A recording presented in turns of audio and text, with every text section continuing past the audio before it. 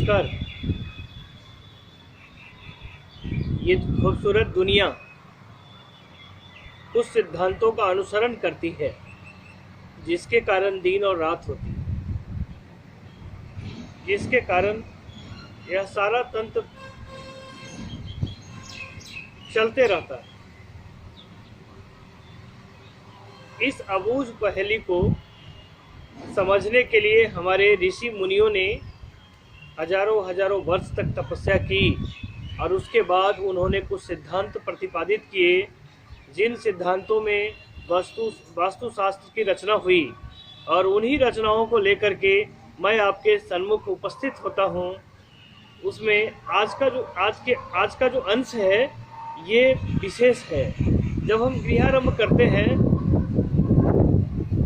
तो मुहूर्त और तिथि, शुभ मुहूर्त और तिथि की तलाश में लग जाते हैं, इसकी खोज करते हैं, उन विशारदों के पास पहुंचते हैं जिन जिन लोगों को इस तथ्य की अच्छी जानकारी होती है, और उनसे शुभ मुहूर्त समझ करके हम लोग गृहारंभ करते हैं। चैत वैशाख जेठ आषाढ़ श्रावण भादो आश्विन कार्तिक, इस सिद्धांत को समझने के लिए नई पीढ़ी तैयार नहीं है। नई पीढ़ी को जनवरी फरवरी मार्च अप्रैल नवंबर दिसंबर ये सारा दिन याद है, महीना याद है। तो मैंने सोचा कि सनातन धर्म से आंग्ल भाषा को समावेश कर इसको सरस बनाया जाए, ताकि लोगों के समझ में आए कि इस महीने में यदि हम गृहारंभ करेंगे तो इसका फलादि क्या मिलेगा। बहुत सारे लोग हैं जिनको चैत वैशाख समझने में प्रॉब्लम होती है, जिनको परिवार द्वितीया तृतीया चौथी समझने में प्रॉब्लम होती है। तो उनके लिए एक मानक वास्तुशास्त्र से छान करके मैंने खाका तैयार किया है। हम अभी आपको बताने का प्रयास कर रहे हैं कि किस महीने में गृहारंभ करेंगे, उस समय सूर्य की उपस्थिति किस राशि में रहती है, और उस राशि के अनुसार आपको फलादि मिलेगा। वह शुभ मुहूर्त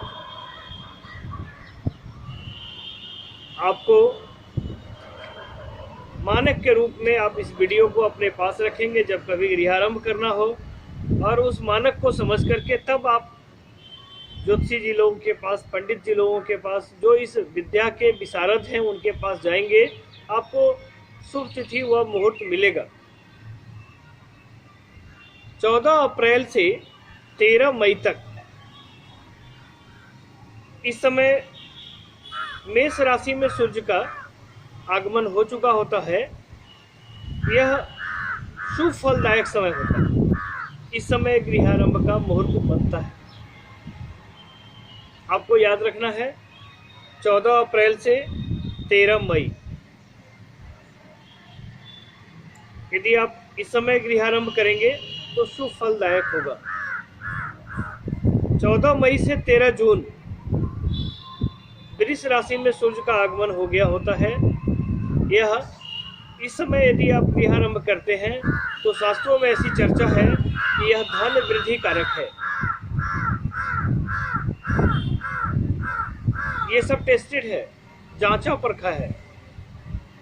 आप इस समय यदि वास्तु पूजा करते हैं, नींव लेने का पूजा करते हैं, भूमि पूजन करते हैं और गृहारंभ करते हैं तो आपको धन वृद्धि कारक होगा। मिथुन राशि में सूर्य का प्रवेश होता है 14 जून से 13 जुलाई। ये मृत्यु कारक है, निषेध माना गया है। इस समय कोई भूमि पूजन वगैरह का मुहूर्त नहीं माना गया है।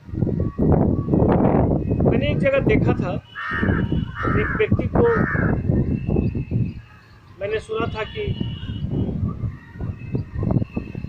दुश्मनी से किसी ने गोली मार दी। तो जिज्ञासा करने जब हम लोग उनके यहाँ पहुंचे तो देखे इसी मुहूर्त में उनके यहाँ घर बन रहा। शास्त्रों में भी मैंने देखा था और प्रैक्टिकली भी देखा, तो मुझे लगा कि ये समय बहुत खराब होता है। इस समय गृहारंभ नहीं होना चाहिए। याद रखिएगा 14 जून से 13 जुलाई। कर्क राशि में जब सूर्य का आगमन होता है 14 जुलाई से 13 अगस्त शुभ फलदायक है। किया जा सकता है वास्तु पूजन। फिर सिंह राशि में सूर्य का आगमन होता है 14 अगस्त से 13 सितंबर। नौकर चाकर आदि में वृद्धि करा देगा, खर्चा बढ़ जाएगा। इस समय निषेध माना गया है। इस समय भूमि पूजन का कोई विधान नहीं है।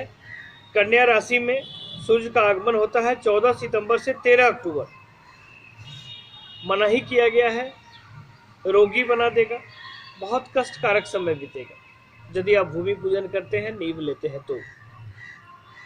तुला राशि में जब सूर्य का आगमन होता है 14 अक्टूबर से 13 नवंबर, सुख कारक, सामान्य फलदायी है।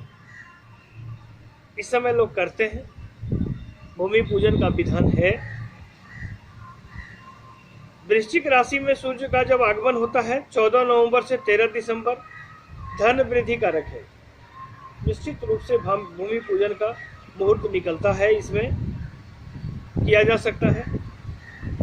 धनु राशि में सूर्य का प्रवेश जब होता है 14 दिसंबर से 13 जनवरी, इस समय वास्तुशास्त्र में कहा गया है कि यह निषेध है, हानि पहुंचेगा यदि आप भूमि पूजन करते हैं इस समय, तो बहुत सारी परेशानियों का सामना करना पड़ेगा आपको। मकर राशि में जब सूर्य का आगमन होता है 14 जनवरी से 13 फरवरी, फिर खुली छूट है, धन वृद्धि कारक है। वास्तु पूजन के लिए बहुत अच्छा समय है। आप इस समय नींव ले सकते हैं, भूमि पूजन कर सकते हैं, गृहारंभ कर सकते हैं, धन वृद्धि कारक योग बनेगा। कुंभ राशि में जब सूर्य का आगमन होता है 14 फरवरी से 13 मार्च, बहुत अच्छा समय माना गया है, रत्न लाभ कारक। विभिन्न प्रकार के लौकिक और अलौकिक रत्नों से आप भूषित होंगे। इस समय अच्छा माना गया है। इस समय भूमि पूजन किया जा सकता है, किया जाता है। मीन राशि में जब सूर्य का प्रवेश होता है 14 मार्च से 13 अप्रैल, तो मना किया गया है कि इस समय किसी प्रकार का भूमि पूजन नहीं होना चाहिए, वास्तु पूजन नहीं होना चाहिए, ये भय कारक है। ये थे 1 वर्ष के भूमि पूजन के फलादि। मुझे यकीन है कि आपको ये वीडियो बहुत पसंद आएगा। जिनको चैत वैशाख जेठ आषाढ़ समझने में प्रॉब्लम है, उनके लिए ये बहुत सुंदर एपिसोड मैंने आज आपको सामने प्रस्तुत किया। फलादि यही है, इसी के हिसाब से आप अपना भूमि पूजन कर सकते हैं, आप अपना वास्तु पूजन कर सकते हैं। फिर नए वीडियो में हम लोग मिलेंगे। तब तक के लिए हम विदा चाहते हैं। जय हिंद।